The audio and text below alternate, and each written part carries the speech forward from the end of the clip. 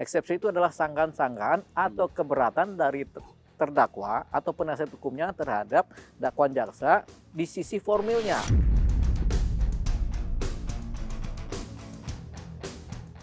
Bukan apoteker juga, bukan dokter juga, yang sudah belajar bertahun-tahun. Yang apoteker aja belajar sampai 5-6 tahun, dokter bisa sampai 10 tahun, baru bisa ngomong. Nah ini dia sebagai apa? Kalau sebagai artis dia ngomong, atau sebagai public figure, sebagai influencer, ya nggak masuk. Seharusnya Nikita Mirzani punya hak itu untuk disampaikan ke polisi kan? Tapi kan dia tidak lakukan, tapi malah dia main-mainkan sendiri. Seolah-olah dia adalah dokter, seolah-olah dia adalah apoteker, seolah-olah dia adalah BPOM. Salah.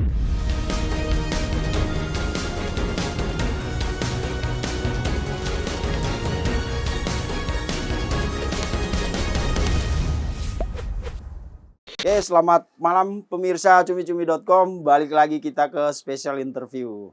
Nah, hari ini ada abang kita ini yang selalu ditunggu, pasti didengerin pendapatnya.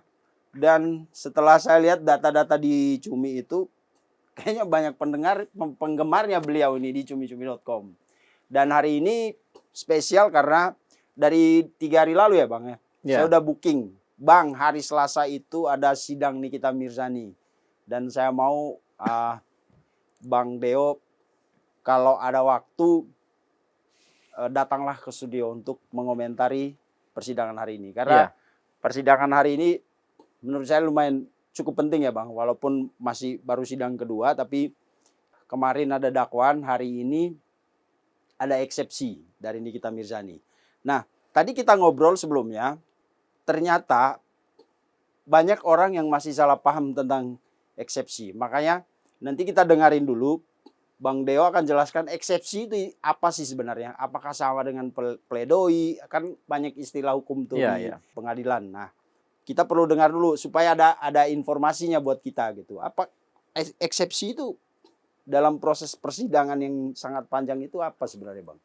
Jadi begini Bang Vincent ya.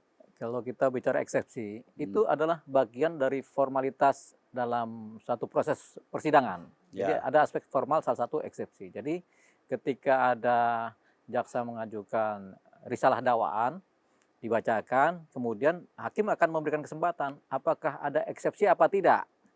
Eksepsi berbeda dengan pledoi. Pledoi itu adalah pembelaan di ujung.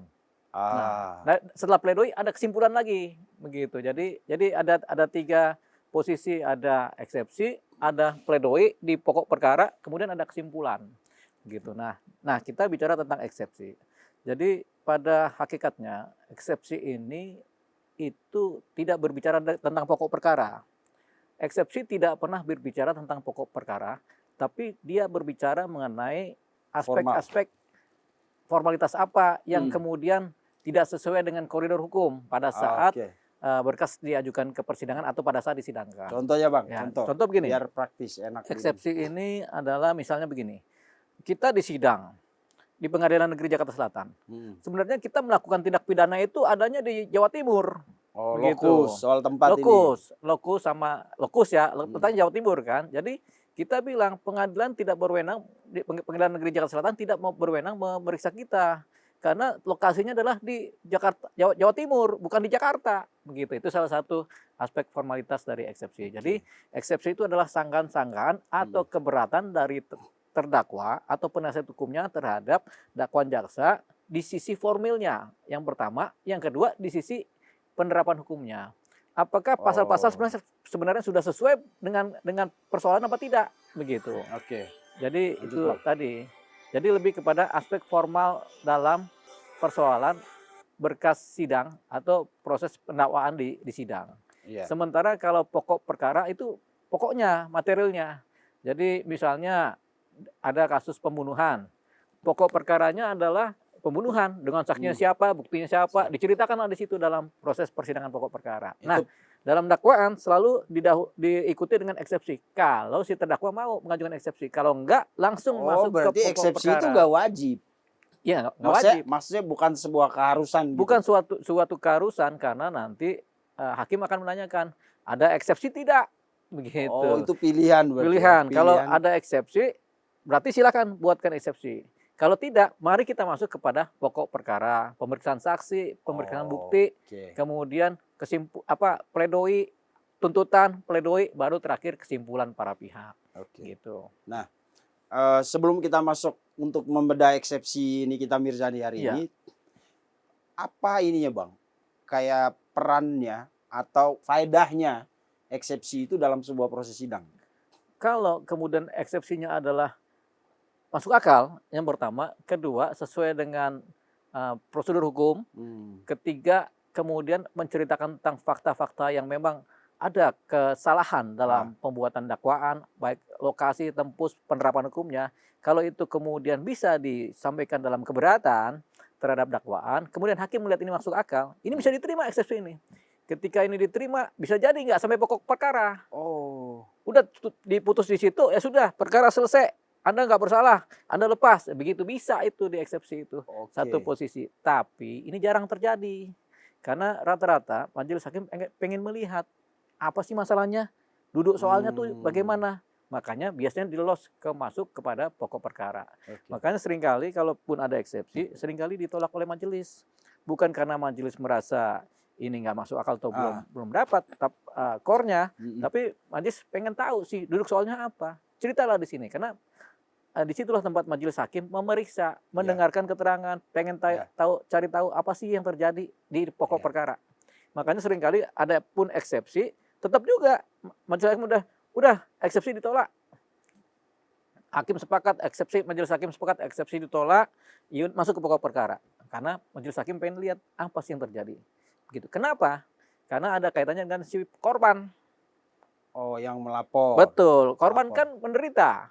Kok nggak diperiksa pokok perkara atau eksepsi dibatalin? Korban kan rugi. Itu. Jadi betul. majelis hakim lebih melihat kepada faktor korban. Gitu. Oke. Nah, sekarang kita masuk ke eksepsinya Nikita Mirzani. Seperti yang kita lihat ada beberapa poin yang dia sampaikan di situ. Pertama kayak curhat sih. Merasa bahwa dia dizolimi oleh dakwaan jaksa penuntut umum. Dan merasa dikriminalisasi juga oleh dakwaan itu. Dan kalau tadi abang jelaskan itu soal eksepsi kan. Nah, bagaimana melihat poin eksepsi Nikita Mirzani ini soal dia merasa dizolimi, dia merasa dikriminalisasi gitu, Bang. Ya, itu kan curhat itu kan, keluh kesah ya. Jadi ada eksepsi yang secara hukum yang memang pakem hukumnya ada, tapi kalau kita lihat itu sebenarnya bukan eksepsi ya, tapi itu lebih pada keluh kesah, curhatan hati. Kalau begitu ya yang disampaikan oleh Nikita Mirzani itu curhatan hati, dan itu lebih pas adanya di pembelaan diri, di pledoi. Oh, pledoi. Nah, jadi kalau itu curahan hati, tidak bicara tentang aspek formal, aspek penerapan hukum, salah dalam penerapan hukum, terus salah pengadilannya, tempat pengadilannya salah atau enggak, atau lokus atau tembusnya juga nggak dapet. Nah, itu bukan eksepsi. Jadi dia lebih kepada curahan hati. Saya kenapa dijolimin? Kenapa saya dikriminalisasi?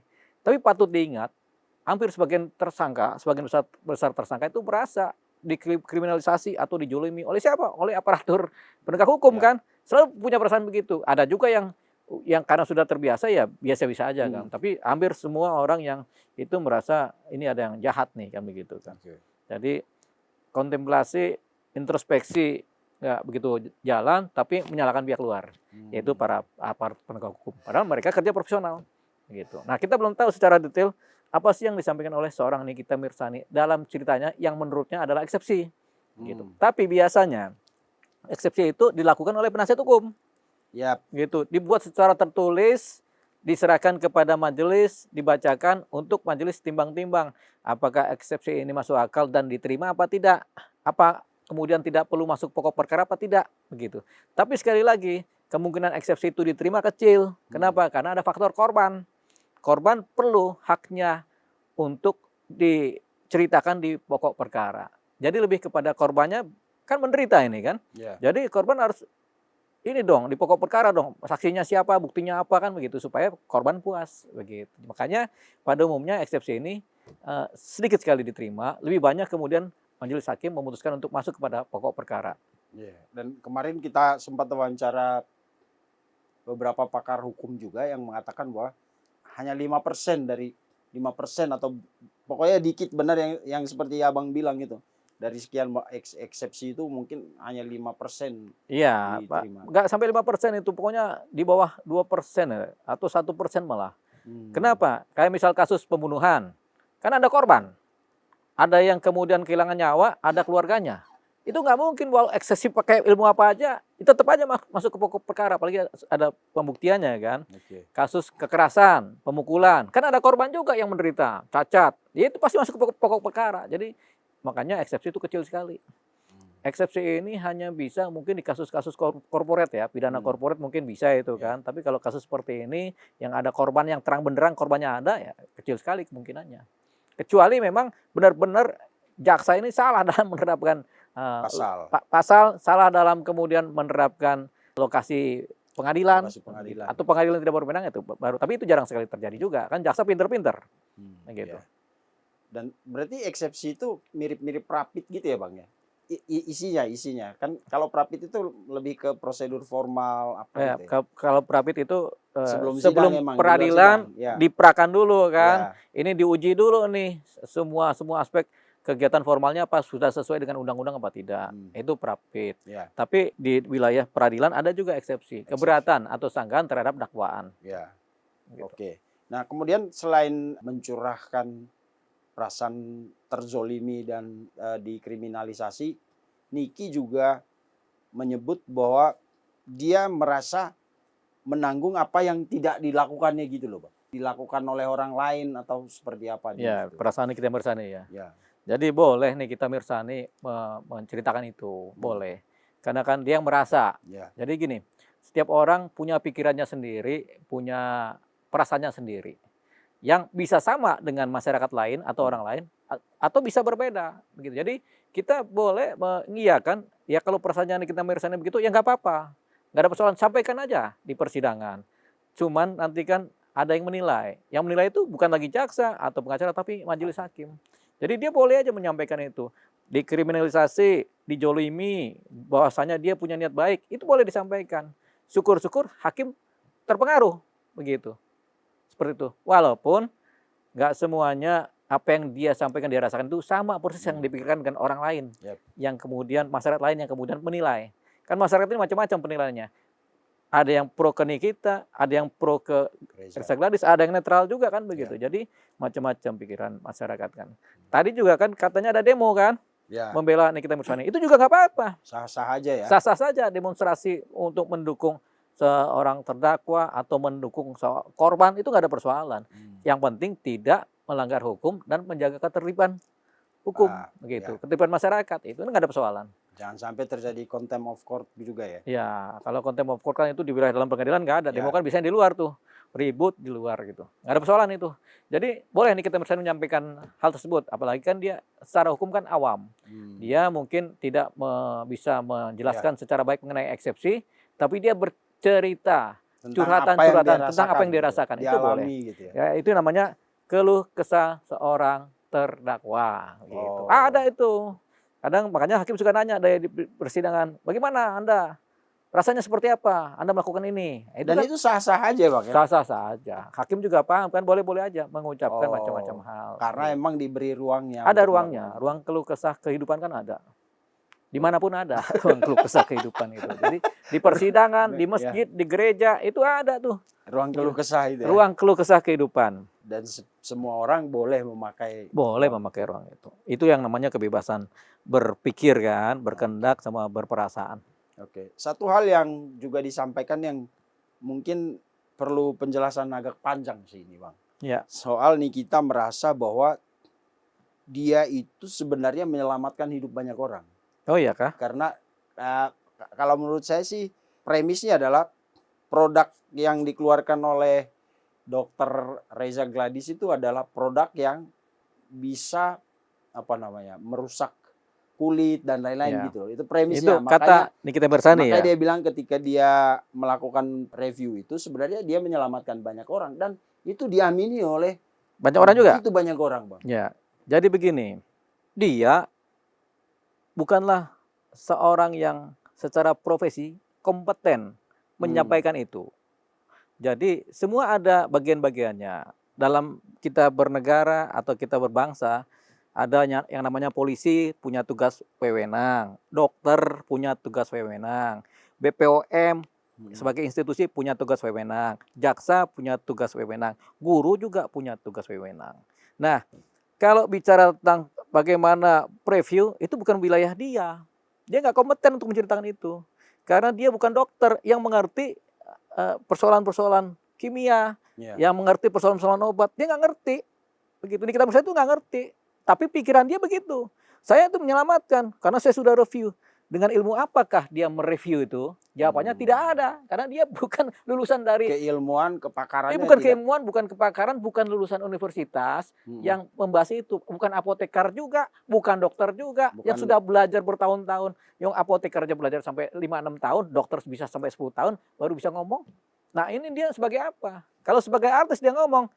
Atau sebagai public figure, sebagai influencer, ya nggak masuk. Tapi banyak orang terpengaruh karena orang nggak ngerti juga. Itu tadi makanya banyak orang, iya ini kayaknya merusak. Itu kan pikiran orang. Begitu. Padahal yang namanya obat-obatan, namanya proses pengobatan, itu harus dianalisa lewat lembaga yang berwenang. BPOM ya? Bisa BPOM, bisa lembaga rumah sakit, bisa juga tim khusus apoteker, bisa juga mereka meneliti. Dan memang kewenangan mereka. Atau laboratorium publik gitu ya?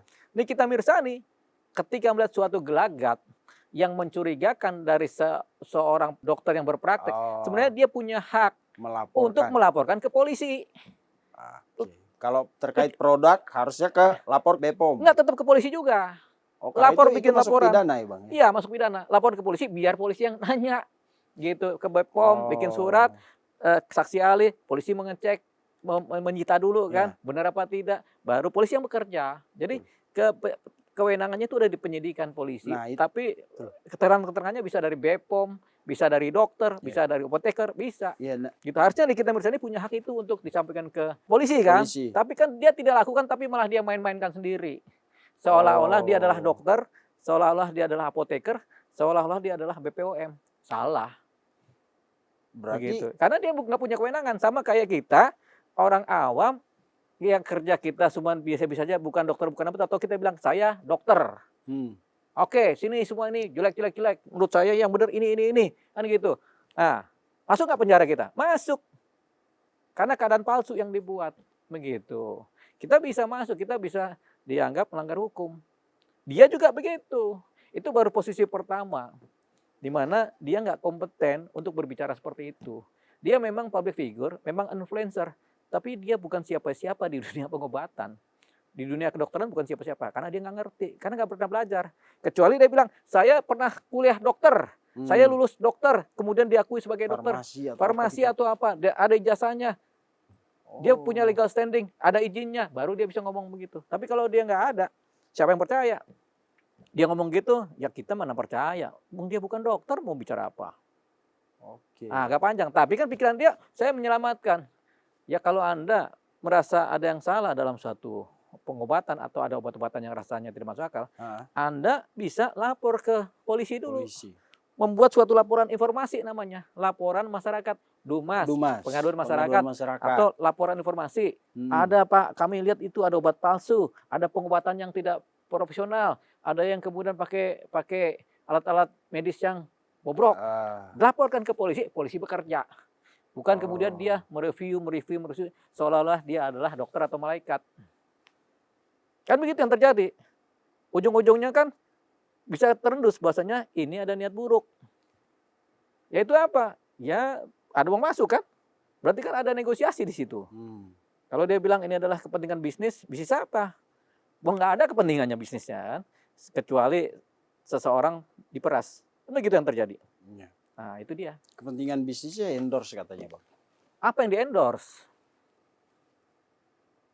Kalau kecantikan Nikita Mirzani di endorse iya. Atau Nikita Mirzani berusaha mempengaruhi ini. Masyarakat kan? Ya, pasar. Ini pasar. Ya jadi marketing sebenarnya. Kan itu kan? Iya. Ada nggak terjadi hubungan marketing? Hubungan kerjasama marketing antara mereka? Kan jawabannya tidak. Selain hubungan tutup mulut kan? Begitu kan? Kalau nggak kasih duit nih, gua cerita nih jelek-jeleknya kan begitu. Nah, Itu ini kan nanti bahasanya. masuk ke pasal nih yang Iya. dakwaan nanti. Tapi masih terkait apa namanya? Soal kompetensi dan kapasitas Niki Dia mereview gitu kan. nggak punya kapasitas. Yang nggak punya Nol kapasitas. kapasitasnya. Kalau menemukan sesuatu lapor polisi. Lapor polisi, Dan dia benar. udah membuat laporan polisi Kapan itu? setelah dia Setelah jadi dia laporan. tersangka. Nah, itu kan bodohnya di Itu situ. dia bawa empat orang saksi kalau tidak Terlambat. salah. Terlambat itu. Karena dia sudah jadi tersangka duluan. Sudah ketahuan dia apa Punya masuk unsur pidana kan? Iya. Di dugaan pidana udah masuk kan? Baru Hmm. setelah itu dia melapor polisi. Ya, itu udah terlambat.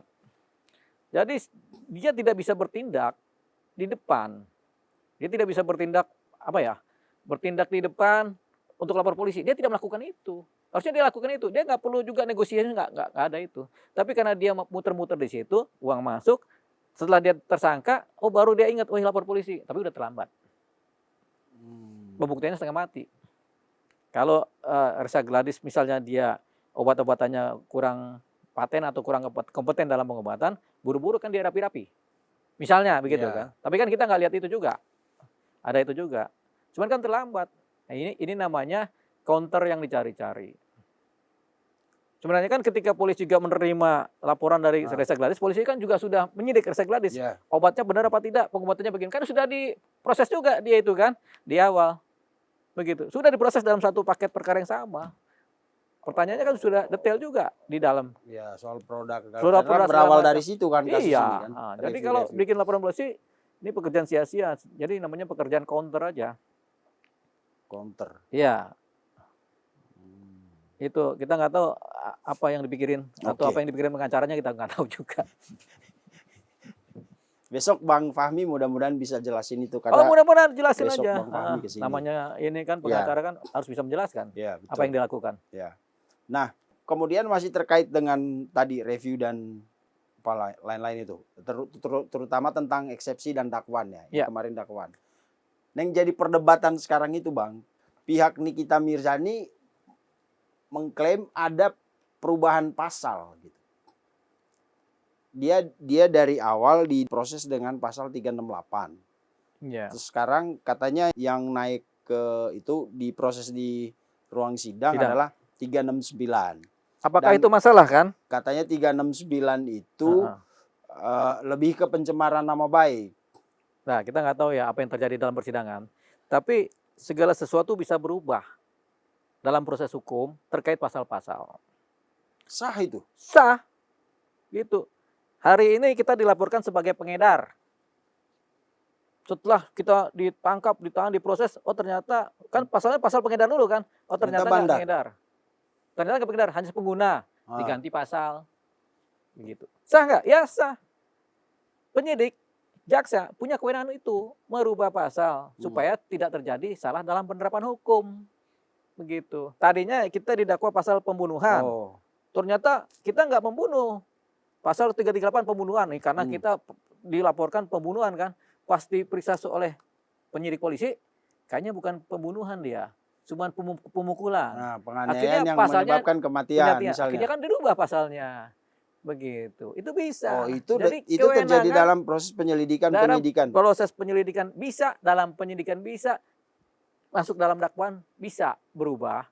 Tujuannya apa? Supaya penegak hukum tidak salah dalam menerapkan hukum. Nah, begitu. ini yang penting Bang, karena ada beberapa praktisi hukum, beberapa lawyer yang mengatakan, ya nggak fair dong kalau dia diproses dari awal dengan 368, kenapa tiba-tiba jadi 369? Itu kan pikiran lawyernya aja tidak fair. Cuman kalau kita udah lama dalam dunia hukum, kita paham banget itu. Boleh itu perubahan. Kita tadinya didakwa membunuh, ternyata tidak membunuh. Hanya memukul-mukul aja, nggak mati orangnya. Gara-gara kita kan. Tetap kita diproses hukum, tapi kan pasalnya beda lagi. Tadi pasalnya pembunuhan, pas masuk ke dakwaan pasalnya ini. Kenapa? Supaya tidak terjadi salah dalam penerapan hukum, sehingga tidak ada eksepsi yang merugikan korban. Berarti proses peradilan itu dinamis banget ya Bang? Ya, nggak rigid kayak dari awal terus gitu. Kan pengadilan itu dinamis. Bukan kayak pagar, ada ini, selesai. Ini ada pagarnya, ada pintu, udah selesai gitu doang kan? Ah. Enggak, pengadilan itu dinamis karena ada orang-orangnya, ada bukti-bukti yang berkembang, ada saksi-saksi yang maju. Nah, Itu ngikutin ngeraciknya dari situ. ini Begitu. masuk akal nih. Karena kemarin pihak Niki juga sempat mempertanyakan, kok BAP bisa diubah 3 kali gitu. BAP mau diubah 4 kali, 5 kali juga boleh-boleh aja. Dirubah untuk memperdetail, iya bisa. Dirubah karena saya lupa waktu itu ternyata bukan itu kejadiannya, sebenarnya yang ini. Atau tadinya si saksi nggak mau ngaku, sekarang dia ngaku. Nggak ngaku, terus ngaku. Boleh aja dirubah. Sampai 5 kali juga boleh dirubah kesaksian. Siapa yang bilang nggak boleh? Oh, jadi bukan berarti penyidik itu diatur oleh pelapor gitu, Oh enggak? tidak, semua kan kepentingannya kepentingan hukum, pro Oh, justisia. pro justisia. Makanya penyidik punya kewenangan untuk meneliti pasal mana yang tepat, bagaimana kedetailan saksi-saksi, Ya. mana-mana yang fakta, mana-mana yang bukan fakta, mana yang benar, mana yang bohong. Itu yang diracik, yang benar-benar yang fakta-fakta yang diracik. Sehingga kadang-kadang Oke. berbeda dari kesaksian awal, BAP awal itu berbeda. Bisa aja terjadi. Oke. Tergantung temuan-temuan di lapangan dan temuan-temuan Saat sepanjang proses penyelidikan dan Penyidikan. penyidikan. Oke, mungkin itu juga yang membuat sebuah kasus itu untuk ke P21 jadi lama ya, Bisa Bang? bisa lama, bisa bolak-balik karena itu bolak-balik itu dinamisnya di situ untuk mendapatkan kepantasan penerapan hukum. Iya, Pasal-pasal dan itu polisi yang ngerasain. Maksudnya penyidik. Polisi, Ini penyidik, kurang ini iya, gitu ya. karena atas saran dan masukan dari jaksa. Makanya ada konsep P18, Oh, P19. P19. Itu tujuannya itu supaya mencari penerapan hukum yang tepat. Kalau ada pengacara yang bilang, kok udah BAP 3 kali? Ya tolol aja, maaf ya, gitu. Atau ada orang yang bilang, oh dia nggak ngerti memang kan gitu. Jadi kalau kita jadi pengacara harus ngerti yang begitu-begitu. Supaya jadi jangan kita dianggap ya nggak kompeten sebagai pengacara. Kan begitu. Kita nggak tahu ya yang ngomong siapa. Oh, jadi penerapan pasal pun bisa berubah dan itu tidak berarti ada kriminalisasi gitu. Nggak ada kriminalisasi. Semua perkara begitu. Tadinya kita perkara penipuan, oh ternyata bukan perkara penipuan. Hanya penggelapan doang, penipuannya nggak ada. Kan begitu. Kita lapor pencurian, oh ternyata nggak mencuri. Cuman dia masuk ke rumah orang tanpa izin aja. Nggak ada yang diambil. Karena dia kepentingannya beda. Mau marah-marah sama yang punya rumah. Kan masuk ke rumah orang kan. Nggak mencuri tapi pengen marah-marah aja sebel sama yang punya rumah. Kan bisa. Oh, begitu. Oh, iya. Itulah dinamika dalam proses peradilan penyidikan. Ya. Penyidikan sampai peradilan bahkan. Sampai peradilan. Kalau sudah di peradilan itu yang udah ngunci, namanya dakwaan. Itu harus sesuai antara dakwaan dengan terdakwanya, perkaranya dengan perbuatannya harus sesuai. Itu udah pokok perkara. Itu udah harus dibuktikan di situnya. Itu idenya. Tapi sebelum masuk ke wilayah dakwaan, ke belakangnya masih bisa dirapikan. Makanya ada P18, P19, bolak-balik sampai 3 kali sebelum P21. Berarti yang fix itu yang dikunci tadi Abang bilang dakwaan. Dakwaan. Ketika dakwaan dia itu berarti kemarin dakwaan jaksa itulah gambaran proses peradilan ke depan, pengadilan sidang ke depan, pokok perkaranya bagaimana, isinya apa, nanti saksinya siapa, buktinya siapa, faktanya bagaimana, bagaimana terdakwanya bercerita, begitu. Bagaimana korbannya bercerita. Oh, itu udah nggak berubah lagi pasti. Nggak berubah, tinggal kalau ternyata nggak sesuai fakta-fakta ini kan terdakwa bisa lepas. Bisa bebas. Atau misalnya ternyata bukti-buktinya nggak cukup kuat, mungkin hukumannya lebih ringan. Bukti pasti kuat, kalau nggak cukup kuat nggak bakal dihukum. Oh iya. Bukti kuat tapi mungkin ada dasar pemaaf atau dasar pembenar, ya udah hukumannya ringan. Oke, tadi Abang bilang yang soal kompetensi itu, berarti eksepsi itu malah bisa jadi blunder ya Bang, bumerang ya? Nah, nggak ada blunder-blunderan. Nggak apa-apa. Dia eksepsi suka-suka aja. Kalau memang nggak ngerti cara buat eksepsi. Atau karena memang eksepsinya udah nggak ada fakta atau nggak ada prosedur-prosedur yang dilanggar oleh pihak jaksa, akhirnya dia buat eksepsi ya yang senormatif mungkin kan begitu. Jadi itu nggak apa-apa. Makanya eksepsi bukan kewajiban, tapi adalah hak yang diberikan kepada terdakwa atau kuasa hukumnya untuk melakukan pembelaan di tingkat awal. Pembelaan tingkat awal itu adalah memberikan sanggahan, memberikan keberatan terhadap dakwaan. Itu eksepsi namanya. Dan itu boleh dipakai, boleh enggak? Boleh dipakai, boleh enggak. Ada yang mau ya udahlah biar cepat. Eksepsi itu enggak terlalu berpengaruh juga kan? Yang pengaruh kan di pokok perkara ada saksi, ada bukti segala macam. Pledoi pun itu enggak wajib. Cuman selalu merugikan si terdakwa kalau nggak ada pledoi. Makanya terdakwa berupaya ada pledoi, namanya pembelaan kan. Pembelaan, Kayak kita dituduh membunuh. Kalau memang fakta-faktanya sudah membunuh, faktualnya membunuh, kita apa yang mau kita bela lagi kan? Kita udah ngakuin kita membunuh. Ya, mungkin kita pledoinya ya sudah tolonglah karena saya juga khilaf waktu itu, saya nggak sadar ada kerasukan, saya membunuh, kan itu pembelaannya. Gitu. Jadi pembelaan adalah satu keadaan yang penting melalui pledoi untuk supaya hakim menimbang-nimbang. Tapi itu wajib atau tidak? Jawabannya tidak wajib juga. Karena kalau kita bilang kita nggak ada pledoi, nggak apa-apa juga hakim. Yang penting faktanya udah diceritakan, bukti udah ada, saksi sudah dijelaskan, gitu. Timbal hakim menimbang-nimbang. Jadi pledoi gunanya adalah timbang-timbang hakim dalam memutuskan hukuman. Nah, ini yang saya suka ngobrol sama orang ini karena penjelasannya simpel, ringkas, tapi kita jadi paham gitu loh.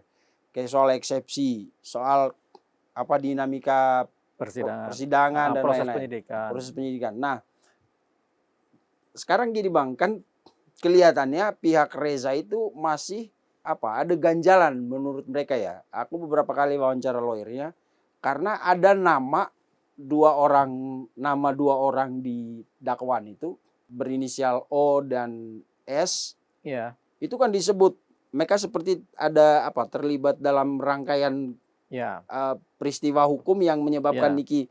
Tapi kenapa dua orang itu tidak masuk? Pertanyaannya Bang, ini kan kenceng nih disebut di dakwaan. Apakah ada kemungkinan untuk mereka berdua itu nanti bisa jadi delik hukum baru atau proses hukum baru atau memang hakim nanti yang langsung memutuskan? Begini, jadi dalam suatu proses penyidikan ketika benang merah, jaring-jaring benang merah ini kemudian belum bisa begitu menjerat terhadap para pihak yang tadi disebutkan karena kurangnya bukti, mungkin satu atau dua subjek hukum yang terdakwa yang memang sudah terjerat ini duluan yang diperiksa. Sampai kemudian ada pengakuan-pengakuan, ada keterangan-keterangan, ada kesaksian-kesaksian yang kemudian menjerat mereka yang belum terjerat itu. Hakim bisa memerintahkan kepada nama-nama tersebut untuk ditersangkakan, bisa.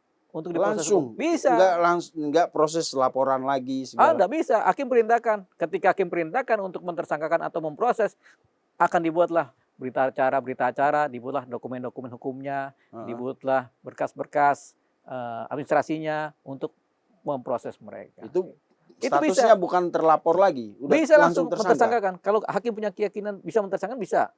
Atau hakim minta ini diproses nih karena diduga memang mereka pelaku juga, bisa.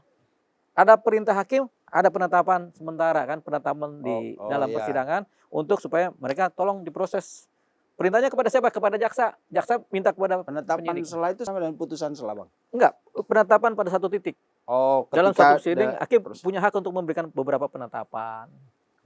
Jadi ditetapkan hari sidang minggu depan. Itu kan penetapan juga. Tok. Penetapan ketika ada ketok palu itu sebenarnya penetapan hakim. Ditetapkan bahwasanya 2 minggu besok saksi harus datang ya. Tok, itu penetapan. Gitu. Nah, ini menarik nih. Dan saya senang bahas kasus Niki ini bukan karena saya nggak suka sama Reza atau nggak suka sama Niki. Karena banyak pelajaran ya Bang. Termasuk misalnya ketika kemarin banyak netizen, kemarin saya sempat nanya lawyernya si Reza juga. Kan orang pertanyakan, kenapa sih ada pasal TPPU? Emang Niki koruptor? Emang Niki? Nah, hal-hal gini kan emang jarang Bang di kasus individu kan, yang melibatkan perseorangan bukan TPPU. Banyak. TPPU. Banyak. Gitu. Ada tipu gelap sekarang dikaitkan dengan TPPU. Perorangan banyak. Cuman kan tidak muncul dalam pemberitaan. Nah, makanya Niki kita nggak mau karena dia kan memang dikenal ya. Jadi kan ketika dia berperkara punya persoalan hukum, sedetail mungkin itu persoalan akan keluar, akan bunyi ke masyarakat. Tapi sebenarnya persoalan TPPU, suatu tindak pidana TPPU itu selalu terkait dengan penggelapan. Penggelapan atau korupsi atau pencurian uang yang kemudian uangnya diputar, namanya TPPU. Gitu. Yang terima ngerti nih kalau uang ini dari hasil kejahatan, ya terimanya juga kena pidana. Tapi kalau yang terima nggak ngerti, ya tetap TPPU tapi balikin aset, balikin harta kan begitu. Disita karena ada korbannya. Ini sebenarnya punya korban bukan punya. Yang rugi nanti yang terima barang, terima uang dari Iya, karena putaran diambil TPPU. lagi semuanya Iya, itu ya. betul. Oke. Nah, dalam kasus Niki konstruksinya benar itu, Bang. Ya kalau jaksa udah mengatur itu ya benar-benar aja. Berarti kan ada TPPU, cuman kan kita harus teliti ulang ini TPPU seperti apa yang terjadi. Oh. Kan nih kita Mirsani kan katanya uang yang dari hasil pemerasan dia buat bayar. Bayar Nah, itu kan nanti dipertanyakan apakah itu termasuk TPPU apa tidak. Dari sisi Nikita Mirsani dia tentunya money laundering, dia cuci tuh uang ini dapat dia jadiin aset kan. Begitu. TPPU-nya di Nikita Mirsani, tapi di pihak penjual-penjual aset ini kan nggak ada mereka TPPU. Mereka kan sebagai penjual yang baik, Iya. gitu. Jadi nggak ngerti mereka lepas. Mereka nggak ikut bersekongkol atau apa gitu Jadi lah. ketika ada uang masuk ke wilayah jadi apartemen satu apartemen yang disita sebagai uang hasil TPPU, begitu. Aset hasil TPPU. Asetnya aja yang disita, si penjualnya sih enggak. Oke. Berarti dakwaan pasal-pasal yang ada itu. Ya fair-fair aja. Tapi kalau secara di luar ini, secara dari pengalaman abang ya, melihat Ya. apa namanya kaitan antara kan ada ITE segala, terus ada KUHP 168, 169, terus ada pasal TPPU itu 46. Ya. Itu menurut abang ini benang merahnya kuat nggak, Bang?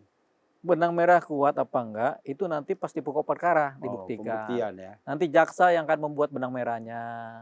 Jaksa menceritakan benang merahnya, nanti pengacaranya akan menyangkal atau enggak kok gitu. Nanti hakim yang nilai, ada nggak benang merah? Tapi kalau hakim bilang memang ada benang merahnya, kenapa? Buktinya begitu memang ada. Saksinya juga ngomong gitu, ada benang merah. Ya udah, berarti kan ya memang ada dugaan kuat. Jadi semua tergantung di pokok perkara dalam proses persidangan selanjutnya. Membedah saksi, membedah bukti, membedah saksi ahli. Gitu. Terakhir nih Bang, kan kemarin saya sih akhirnya karena sering bahas ya, jadi agak paham dikit. Iya. Termasuk strategi hukum dari mudah-mudahan saya nggak sok tahu. Ya. Karena gini, Niki kan membuat premis bahwa dia membela banyak orang. Ya. Lalu untuk memperkuat itu dia masukinlah laporan, laporan tentang bahwa skincare-nya Reza Gladys itu memang merusak ini kan dengan 4 orang saksi itu. Lalu kemudian sepertinya waktu itu ada upaya untuk menggiring perkara ini ke Perdata. Maka dia buatlah laporan gugatan 100 miliar itu Bang. Laporan Perdata ya kan. Nah, kalau sudah sejauh ini prosesnya Bang, udah sidang, udah dakwaan, 2 senjata Nikmir itu masih ampuh gak? Yang laporan, kalau tadi kan abang udah bilang laporan itu gak bukan. Nah, yang ini sekarang yang laporan Perdata. Yang Perdata, apa dasarnya minta uang? Iya, gitu kan wan prestasi katanya. Apa dasarnya wan prestasi? Perjanjian. Iya, perjanjian. Seperti apa? Oh, perjanjian lisan. Apakah bisa dipegang perjanjian lisannya?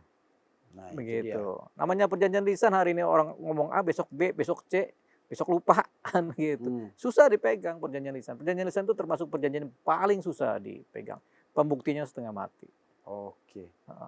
Karena omongan-omongan itu kan tidak tertulis dalam tulisan yang resmi kan, sehingga intonasi atau apa atau kebingungan juga berpengaruh. Jadi memang sumir gitu. Jadi secara keperdataan, persidangan perdata perjanjian lisan itu rata-rata sumir. Gitu. Hakim harus benar-benar teliti, ya tidak begitu. Benar gak ini omongannya? Begitu. Ada rekamannya, benar gak ini suaranya? Cek lagi, apakah ini suaranya apa? Suara yang dibuat-buat AI kan begitu, AI kan begitu. Ya begitu. Ya, jadi kan susah. Hakim pusing udahlah, sumir ini ditolak dulu di NO, begitu. Makanya ini gugatan yang rapuh. Tapi boleh nggak menggugat seperti ini? Ya boleh-boleh aja, namanya punya duit buat menggugat, bayar persidangan kan, bayar uang menggugat kan begitu. Administrasi dijalankan ya bisa aja, boleh. Tapi apakah ini sebagai suatu yang signifikan? Jawabannya tidak. Gugatan perdata itu wan prestasi. Tidak signifikan. Tidak signifikan, apalagi sudah ada sidang pidana kan. Berarti kan nggak ada tuh perjanjian-perjanjian seperti itu. Nggak ada wan prestasi. Wan prestasi itu kalau benar-benar perdata murni, tertulis, saya beli, Anda jual ya. Ini barangnya harusnya A, B, C, D. Anda bawa baru separuhnya lagi belum kebawa. Misalnya nggak kebawa karena barangnya hilang. Nah, itu kan termasuk wan prestasi yang bisa dimaafkan begitu. Ada wan prestasi karena force majeure, bisa juga. Ada wan prestasi karena memang nggak sanggup lagi membeli, si penjualnya nggak sanggup lagi mengadakan, uangnya dikembalikan, tapi kan barangnya nggak terima, akhirnya wan prestasi. Gitu. Itu baru wan prestasi. Oke. Lalu ada mediasi di situ. Semua gugatan perdata itu ada mediasi. Tapi kayak Cuman deadlock. biasanya mediasi itu kan boleh dihadiri, boleh tidak dihadiri juga. Oh, jadi nggak wajib Nggak hadir wajib gitu. juga. Heeh. Selama ini banyak yang keliru kita dengar. Iya, jadi mediasi itu Nggak jadi karena gini, si A nggak datang. mediasi itu secara formal prosedur persidangan wajib ada mediasi. Ya. Tapi secara boleh datang apa tidak itu yang tidak wajib. Tapi mediasi sini wajib. Namanya agenda mediasi itu Agenda wajib mediasi. dalam persidangan. Tapi hadir boleh tidaknya itu nggak wajib. Nggak datang juga nggak apa-apa. Oh berarti kan tetap masuk ke pokok perkara nih, nggak ada mediasi selesai. Kayak kita mau cerai aja lah. Ada mediasi dengan istri nggak? Ah nggak usah dah, udah langsung aja kita sidang cerai kan begitu. Tapi mediasinya wajib. Tapi boleh datang apa enggaknya itu nggak wajib. Datang atau enggak itu nggak wajib. Oke. Nah, terakhir lagi Bang, Iya, satu. Ada dua simpul yang menurut saya itu ketemu itu antara pihak Niki sama pihak Gladys. Reza Gladys, Reza yaitu Gladys. tentang bahwa Nikita itu seperti korban yang tidak tahu sebenarnya. Dan itu kan ada juga kayak kalau tidak salah di eksepsi Nikita itu. Saya harus bertanggung jawab atas apa yang tidak saya tidak lakukan. dilakukan kan. Nah, Ya, sebenarnya kan menurut Abang gimana nih? Kalau misalnya kalau Itu- Abang di posisi ini ya, kan itu ketemu ini kan. iya, Nah, kalau ada benang merah seperti itu, Harusnya? kuncinya cuma satu, di persidangan saksinya bicara apa, nih kita bicara apa, Gladys Oke. bicara apa, korban bicara apa, saksinya apa, buktinya apa. Itu nanti kelihatan apakah Nikita Mirzani memang secara sadar melakukan atau memang dia juga nggak tahu sebenarnya ada pelaku lain begitu. Itu nanti dibuktikan di persidangan pokok perkara. Begitu. Oke. Tapi bukannya titik temu itu justru jadi jembatan yang lebih kuat untuk mereka berdamai, Bang? Iya, nggak ada perdamaian kalau pidana, ini kan persoalan pidana. Ya, kalau itu Nanti di diketemukan persidangan, sebelumnya. kalau di sebelumnya bisa-bisa aja. Kan sama-sama ini kan karena satu aja merasa dirugikan kan lapor polisi kan. Oh. Gitu. Tapi lapor polisi dia jalan terus ya jadilah begitu. Berarti Tapi kalau udah pidana, kalau sudah jadi pidana murni sudah ada proses hukumnya, nggak ada tertutup restoratif semua justice, itu ya, nggak ada perdamaiannya, selesai jalan terus. Kalau jalan terus penentunya di persidangan. Di persidangan pokok perkara itu kan ketahuan siapa berbuat apa. Itu kunci. Yang kedua, ada tidak mens rea? Apa itu? Niat jahat dalam persoalan hukum pidana. Nah, dugaan pidana itu harus ada niat jahatnya. Ada nggak Nikita Mirzani punya niat jahat? Atau dengan maksud terselubung? Atau setidak-tidaknya sudah tahu tapi pura-pura nggak tahu? Itu kan bagian dari niat jahat juga. Mens rea itu, mens rea. Oke. Baik. Terima kasih Bang. Tapi sebelum kita Ya. selesai, kasih pemirsa cumi-cumi maksimal 5 lah. Apa itu? Pelajaran hukum dari kasus Nikita Mirzani sampai sejauh ini. Kan kita masih akan dari pandangan Bang Deo kan Abang kayak dari awal, dari sejak dilaporkan segala macam tuh Abang tahu karena selalu di apa namanya, dimintai pendapat oleh teman-teman Ini kita media, ngasih kan. masukan ke masyarakat, apa kita Ke masyarakat, pelajaran hukum lah dari kasus Jadi, Nikita Mirzani ini. pelajaran hukum pertama, satu pelajaran bukan hukum ya, pelajaran mengenai ilmu kesehatan. Ya, kalau kita mau berobat, carilah dokter yang benar, carilah rumah sakit yang benar, kan begitu kan. Carilah obat yang benar. Saya kan jadi gitu. takut. Satu kan, gitu. Ini Ya. pelajaran pertama. Kalau orang sakit ya. Ya kan kita sakit kan nggak serta merta satu sakit penyakit kan pasti ada Ya. ininya. Carilah dokter yang benar, yang benar-benar dokter gitu. Nah, yang kedua, kalau sudah proses hukum, kalau kita nggak mau perpanjang persoalan, marilah kita berdamai, gitu. Udah saling maafkan, gitu kan. Gitu. Tapi kalau pidananya pembunuhan, kekerasan secara ini atau perkosaan, ya itu nggak bisa damai, Nggak bisa memang damai. nggak ada. Itu yang sifatnya yang begini-gini sebenarnya masih bisa damai. Kalau masih kasus bisa. ini sebenarnya bisa. Sebenarnya masih bisa. Peluang masih bisa. damainya Peluangnya besar. damai masih bisa bisik-bisik itu. Udah cabut perkara selesai Iya. kan. Karena apa? Ini kan ada korban yang sifatnya privat. Sebenarnya bukan pidana publik ini pidana privat di mana korbannya privat. Seseorang yang uangnya diambil kan itu aja. Begitu kan. Jadi bisa didamaikan ini. Begitu. Tapi kan ini tidak terjadi. Itu dia. Jadi pelajaran begitu. Jadi kalau ada persoalan kayak utang piutang yang kemudian jadi seolah-olah pidana, ada penggelapan yang kemudian ada orang mau mengembalikan uangnya minta maaf, ya berdamai-damai aja lah. Begitu. Supaya nanti jangan panjang urusan. Jangan juga keras hati gitu. Kan kekerasan hati juga nggak bagus. Udah 3 kan. 2 lagi ya nanti kalau ada sesi berikutnya. Tapi terima kasih banyak Bang. Sama-sama, Banyak Bang pencerahan di sini, Ya. banyak informasi yang mungkin selama ini apakah kita nggak mendengarnya secara utuh atau emang ada misinformasi. Tapi hari ini banyak hal yang akhirnya kita jadi paham. Mudah-mudahan itu yang selalu saya harapkan dengan dengan program ini.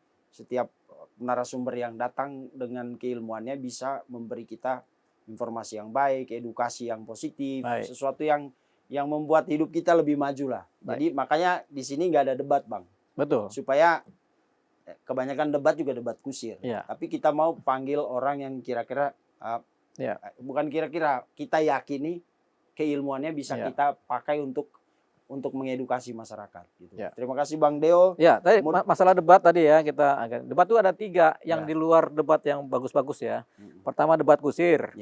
Kedua debat sopir. Ketiga debat para preman.